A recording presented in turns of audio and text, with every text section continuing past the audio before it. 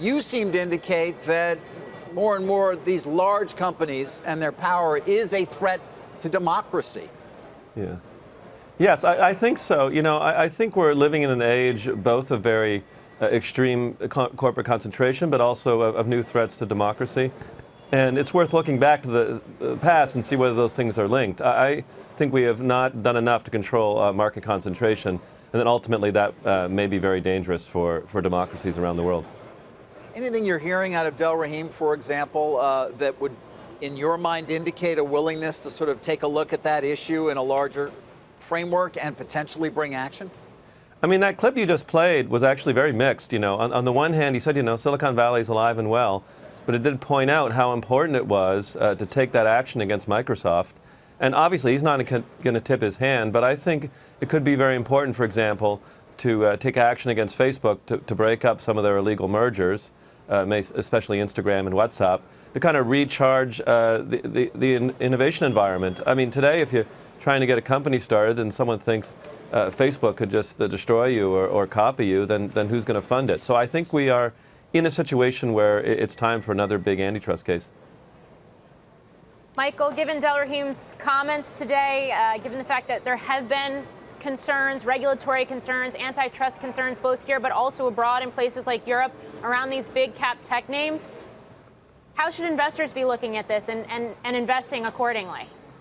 Well, thanks for having me. You know, just as luck would have it, we have a conference this Thursday looking at this issue because we think as a firm this is an emerging issue. And as Professor Wu said, there's nothing that we heard in those comments from the DOJ that gives you any clue whether or not this is going to be an issue. I mean, he left it open-ended. So we take this really seriously. And in fact, Professor Wu is going to speak at the conference. So I think tech investors have been lulled into just thinking, up until recently, this is just all easy, easy pickings. And I think in the past month or so, people are starting to pay attention. Perhaps there's a regulatory change coming. So we take this quite seriously, and it does, impact our thinking on Facebook, to that point. Tim, on this theme of big companies, some would argue that cities across the country just got played by Amazon.